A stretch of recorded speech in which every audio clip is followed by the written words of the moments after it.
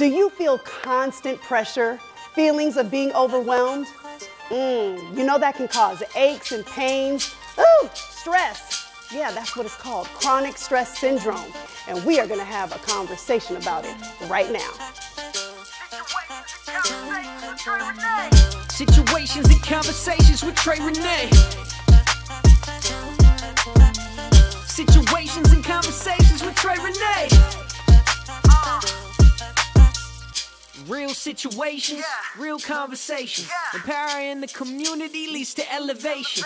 Entertainment and education, no better time than now. Pure enlightenment for the crowd. This is Situations and Conversations with Trey Renee.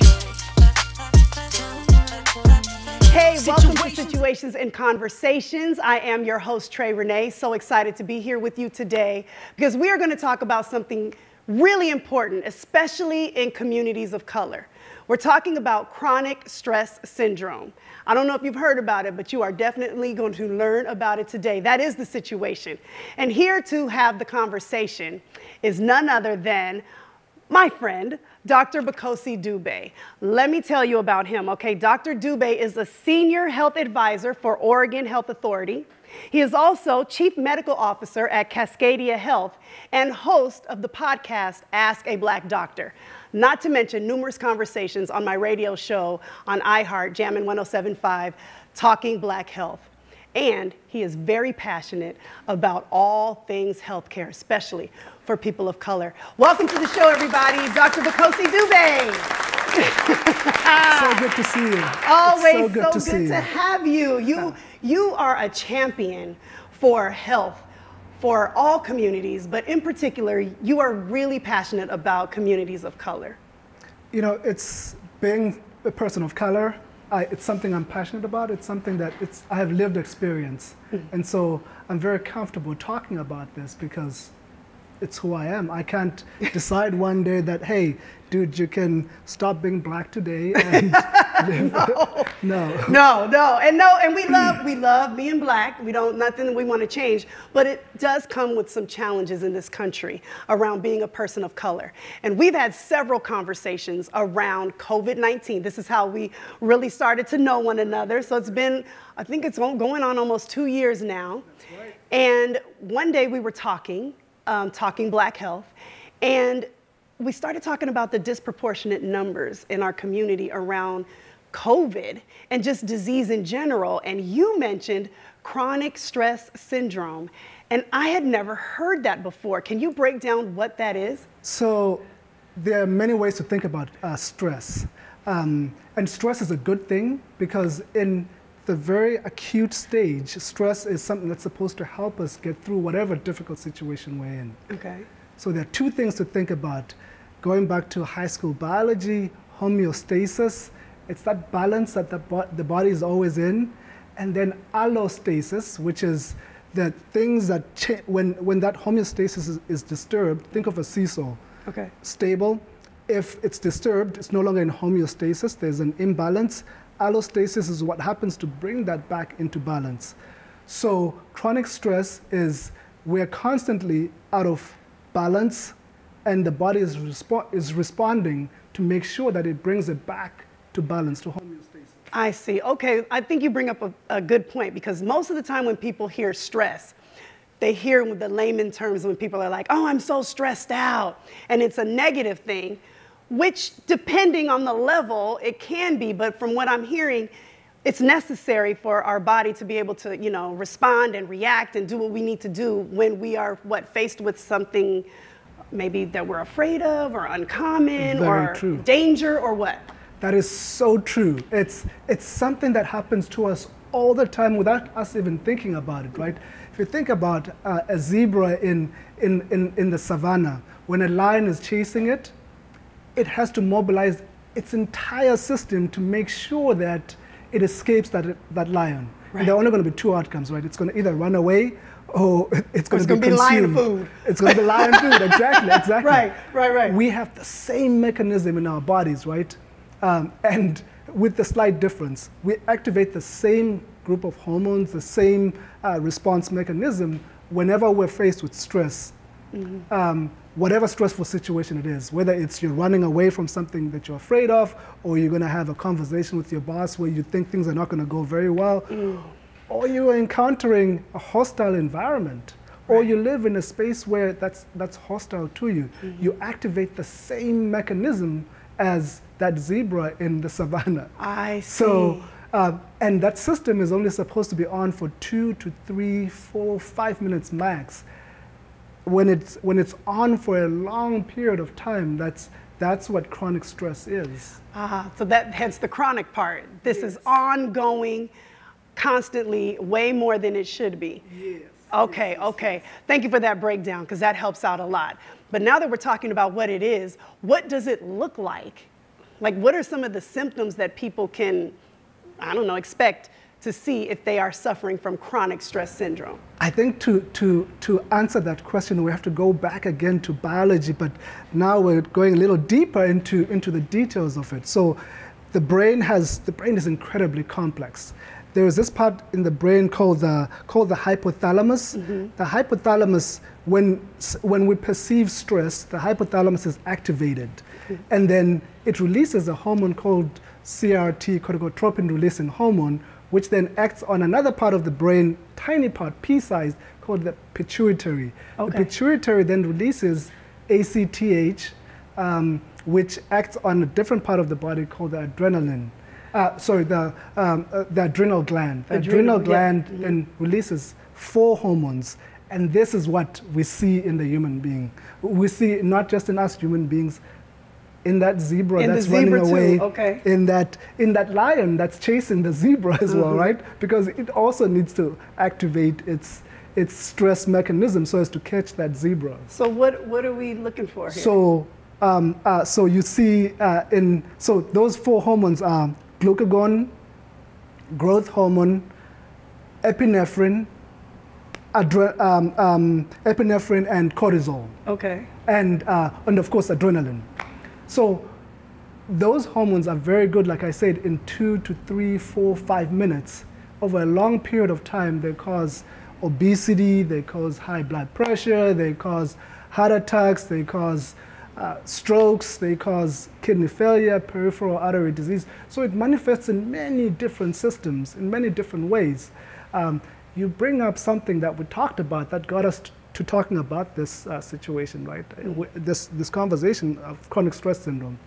Why is it that we were seeing so many black folks, so many brown folks coming down with more severe symptoms or more severe illness from COVID-19, or being hospitalized at much higher rates because of those underlying conditions? Why do they have those underlying conditions? Because of the chronic stress syndrome that they live with every single day in their lives. That's it right there. Okay, I'm going to stop you right here.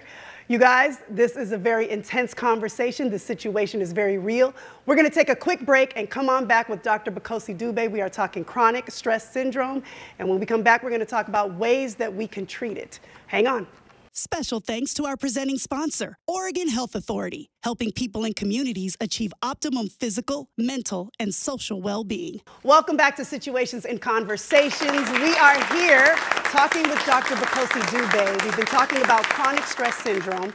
Now we know what it is, we know what it looks like, but what in the world are we going to do to treat it? Okay, Dr. Dube, it sounds like this is a huge issue. And most times it seems like you just want to maybe go to the doctor and treat the symptoms. You mentioned, kidney failure. You mentioned headaches. You mentioned diabetes. There's a whole host of things, high blood sugar, all these things, right? High blood pressure. How do we actually get to the root of chronic stress syndrome? That's a $1 million question. It is. I think if we're to tackle this issue, we have to redesign society. We have to go back to how is it that we end up with one group being dominant over other groups, right? I think that's what we have to confront as a society, and that's what we have to talk about openly and honestly. Yeah. Until we do that, we're only going to be, putting bandages on gaping wounds. Right. Well, this is something we talked about a little bit behind the scenes too. It involves the mental health piece, and we have to talk about this. And I know everybody all of a sudden seems like they're on the mental health bandwagon. But the thing is, when you're dealing with something like chronic stress syndrome in a community that is under constant stress, under constant attack, either directly or indirectly, because we're constantly seeing people who look like you and I being killed, being beaten, especially by the systems that have been put in place to protect us. How are we supposed to not be stressed out about all that? You know, the honest truth is, we like we talked about earlier, we have to find ways of helping those individuals, those communities deal with these stresses. We have to educate folks that, hey, we have put in place systems that have oppressed you for a long time. Mm-hmm. Let's deconstruct, let's take apart those systems so that they are not seen as being harmful or threatening to other folks. I'm not in any way saying that we should do away with the systems that we should completely do away with the systems that we have, because some of those systems work. Mm-hmm. Let's evaluate and say, hey, this is not working, this is not serving people of color, this is not serving all of us. Let's do away with this. Let's come up with something a little different. I learned about something maybe a year ago about how the city of Portland is sending out folks that have master's level training, social workers, mm-hmm. to certain situations where people are threatening to harm themselves, people are threatening to harm others, mm-hmm. instead of sending police. Right. And they're very good at de-escalating the situation, or maybe even embedding those folks in the police system. I'm just using that as an example, and trying to find ways of de-escalating situations before they get out of hand, before someone ends up in handcuffs or dead when they need mental health. That's a great step, right? But even before that, we really need to get more mental health resources into communities of color so that we don't have the chronic piece of the chronic stress, right? Like, stress is natural, stress is normal to a degree. And that's the point I think we really need to drive home, is that we're out of balance. In society, we're also out of balance in our bodies. And if we can treat, like, how can we just de-stress? I mean, I don't know if you have the means, but I like to go to a good old spa. I mean, I love a good spa day, right? But sometimes, first of all, it costs money. Everybody don't have those resources, and that's also causing people stress, chronic stress, right? If you can't barely think about how you're going to feed yourself or your family, the last thing you're thinking about is trying to figure out how you're going to de-stress at a spa or anywhere else, right? But it doesn't have to cost money. Maybe you can drive or get to a beach or something, plan something, and sometimes even those things. I'm not naive to the fact that people who struggle, especially financially, have the most stress in this country, because money in this country is king, right? And so I'm trying to just give some sort of ways and resources that people can address some of the stress in your life. Maybe you need to move, or not necessarily move like out of the country, although that has been considered with some of the nonsense going on. But like, maybe you're living in an area that's causing you a lot of stress. Like, start looking and evaluating your own personal situations, because trying to address the whole system, in America is gonna, you're gonna get pushed back, and it's gonna take some time. Yep. But individually, can't we do some things right now that can help take care of ourselves? Yes. There are things that we can do for ourselves, right? This is for anyone who's living with chronic stress. So, better sleep, good sleep hygiene, making sure that you turn off all electronics 2 hours before you go to bed, and make sure you are getting a good 8 hours of sleep, making sure that you're eating healthy foods, right? Processed foods are terrible for us. Yeah, but they're cheap. And it goes back to the money. I'm just saying, I have to play the devil's advocate. I totally agree with you. It costs money to eat healthy. Yes. And so we need the systems that are put in place to make sure that, to invest in community gardens, to invest in making sure that the good foods are cheaper, are affordable. Yeah, that's a systemic change that we need to make. Exactly. But in the meantime, maybe we can just cut back a little bit. Maybe we can cut back. Instead of drinking soda, you can drink water, right? That 100%. That lowers your blood sugar, that lowers, you know, it has an impact on your high blood pressure. The other thing that we don't usually see people doing is walking. Exercise is Exercising, important. yes. I don't like to. I'm just good. I am lazy by far. If I could take a pill, Dr. Dube, you know, and we talked about this, to just like be healthy, I would easily do it, right? But that's not the world we live in, and we have to be intentional about our health. We can't sit up and complain about certain things and not take care of the things that we are in control of, like getting out and walking. And Lord knows, child, nobody wants to get a good weave wet, and we live in the Pacific Northwest, and I get it. But, you know, just put a little, there should be no shame in your game. If you have a shower cap and you know that you need to get out there for 30 minutes a day, make that happen for yourself. Yeah. And by the time this show, you know, everybody's watching by now everybody's gonna walk around in shower caps and everybody's gonna understand the mission. It's all good, right? But like, this is the kind of thing that we're here for. And I really appreciate your time. I know we can sit here and talk about this forever because you are so passionate about health in our community. And you know, our conversations will continue on Jammin' on the Trey Renee Show and also here on Situations and Conversations. Everybody, please give it up for Dr. Bukhosi Dube. Thank you, thank you, thank you. Thank you so much. It's a pleasure. What I'm hoping to see is that we will now have a new fashion trend. People walking out with... Okay, but just don't keep your bonnets on at the airport. Don't blame that one on me. Okay, all right, you guys, we are coming back with more Situations and Conversations. As a matter of fact, it's going to be Artist Spotlight on deck, so don't go away. This is Situations and Conversations with Trey Renee. Welcome back to Situations and Conversations. Now it's time for our Artist Spotlight. This is where we highlight local artists and creators in the community. My producer went out, Abibat Durosimi of Bloom Agency, to seek and find some very special artists. Check this out. Thanks, Trey.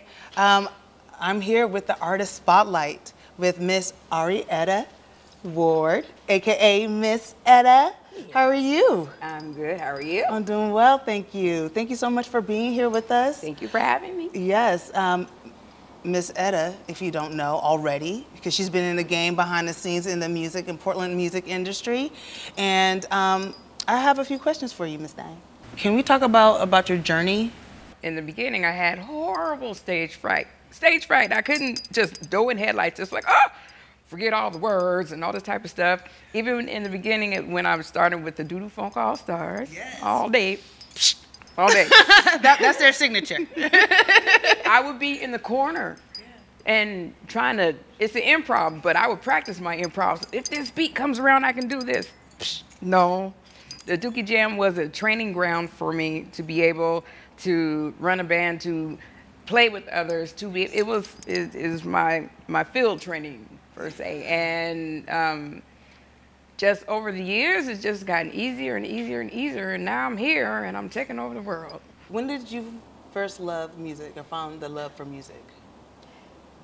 You know, it's been a part of my life. It's my family business. I grew up in a household, my mother, Janice Marie Scroggins, beautiful, grand musician, and she just, that's what she lived and she breathed. So by osmosis and then, you know, different layers, it became something that I really couldn't live without, and I can't live without it. I can't imagine my life even before I started to perform in public. It was just, music is healing, music is life, music is wealth, and I'm fortunate to have generational wealth. What's next? What's next for you? Oh, I have gigs. You know what? You can just go to my website at MissEttasWorld.com, www.MZETTASWORLD.com. There we go. And you can go to my calendar and you'll be able to find out where I'll be. We'll be right back with Situations and Conversations with Miss Trey Renee. Now it's time for Hey Trey. This is where you get to ask the questions. Hey, welcome back to Situations and Conversations. I am your host, Trey Renee, and now we are to the part of the show that we like to call Hey Trey. I have assembled my girl tribe, okay, for this conversation. And get ready, buckle up, buttercups, because it's going to be a good one.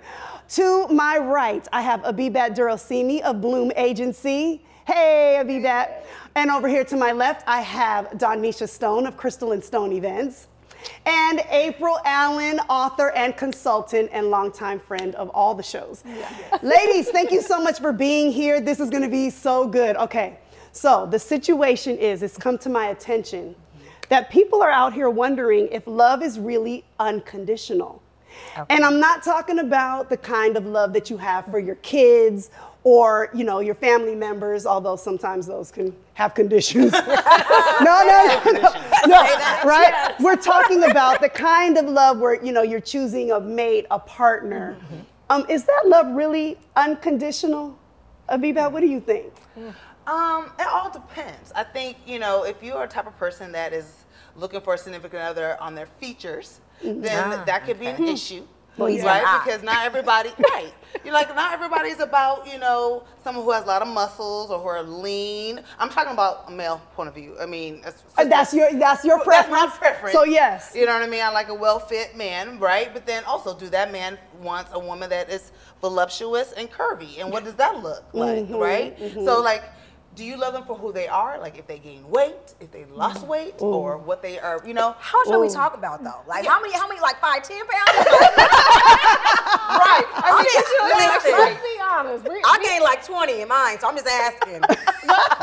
Right. April, what are you saying? Well, I am married, and I came into the marriage probably a size, I'm just gonna be honest, everybody, a size 2 at the wedding. By the time the honeymoon was over, I was already a 4. Okay. I had some kids, you know, my children, and you know what? My frame is just different than it used to be, and so he has to accept that. It's partly his fault. So like, you better not say anything. I mean, you didn't make the babies by yourself, okay? Just ask me if I want no salt or salt on my fries. Yeah, exactly. That's it. Okay, because I still want my fries. All of them. I mean, I like the whole discussion around the physical attributes, because that's very real. First of all, I think your eyes are also part of the equation. Yeah. And you have to like what you see, right? And so that's probably a lot of the initial attraction. Right. Yeah. The hope is, you know, you maybe hopefully start off as friends and then you grow into lovers, right? Right. Yes. Right. But growing can go both ways. It sure can. They also grow. They can also grow. Okay, so let me say, I have a little internal battle with this. I'm not gonna lie. Okay. I feel like some things are within some control, and then there's some other things that you can't control. Like for example, I have some, you know, like surgical scars on my body. Like, you know, it's no secret I had my thyroid removed almost a year ago. And there has just been this unsightly scar that I try and cover up. You guys can't see it because I'm covering it up today. But in general, like if that is something that, you know, somebody, and full disclosure, everybody here knows, and I don't know if you all at home know, but I am going through a divorce right now, you know, and so, you know, I'm out here a little bit, and you know, and you know, and I'm a little self-conscious about some of the things that maybe when I felt like I had a little bit more security in the marriage, not so much. But now that I'm out here, I'm like, But shouldn't a man grow? I mean, like what we were doing at 20 something, if you're still doing that 40 plus, I don't want you anyway. But what if you're already in the committed relationship? If you're already in a committed marriage, once again, he should be evolving and grow. But what you're not gonna do is make me feel bad about myself. I'll just say what I'm at. I'm at 41, right? So at 41, you might not think that you wanna like update yourself and look different, but I got into this whole, I wanna look better, I wanna work out, I want my butt to sit up a little higher. Like you just got there. I don't know that my partner was on that, but I definitely was. So even the way I started dressing, I'm like, I want to wear sneakers. Sneakers make me look younger. So like, it's just a part of that whole, even that. I might have wanted to get a new tattoo just to make myself keep looking, feeling good, bringing that newness to the relationship. So even that whole thing of how we look is different. So I agree. you're saying that right now, but you probably feel the same way. Like, do I need to go blonde now, or do I need to go back dark? You see what I'm saying? Yeah. But see, those kinds of choices are, you know, individualized choices. Yeah, right. But I'm thinking more along the lines of you're in a relationship with somebody, a committed relationship, and that person either is telling you that, you know, you looking a little fluffy, or you know, your behavior is this and that, because we're talking a lot about appearance. But sometimes people's demeanors change. Oh yeah. Sometimes their attitude. Sometimes they quit their job in the middle of nowhere, and then what you gonna do? Are you still loving that person the same way when they're broke? Exactly. Let's talk about that. Because I mean, I think, you know, when that happens, you end up losing that initial respect that you have for that person. Like, you know, most of the time when you get with that person, it's because you love them for who they are and where they're at, right? Like, and they're meeting you where you're at. But once they start to fall off a little bit, depending on the situation, right? Depending on the situation, then you're gonna look at them twice, just like, so are you doing this for yourself, or are you doing this for the whole entire family? Like, why are you changing? Why is this happening? Because you're not looking at the bigger picture, or are you just looking for yourself? And so when you get in those type of situations where you're thinking about that, you're like, hopefully that person is like thinking back, like, you know what, maybe I should think about how I move, the decisions I make, especially when you're in a family dynamic. So it's not just about you anymore. How many times does this happen? Is this just one time we're getting through this? Or brother, is this like your 6th time? Because I'm at this point. Like, I'm losing count. I think what we're talking about is a pattern. Yes, it's a pattern. There's a difference between. There's a big difference. I think, and I'm actually writing a book, and part of my book actually talks about the most beautiful love you can have is when you are allowed to evolve into your best self. But the key is your best self. That doesn't mean I'm going to stay away, but if you go into your worst self, like if you can't put down the bottle, you can't get a job, you know that you have, no, you staying at the dispensary every other day. I mean, you know.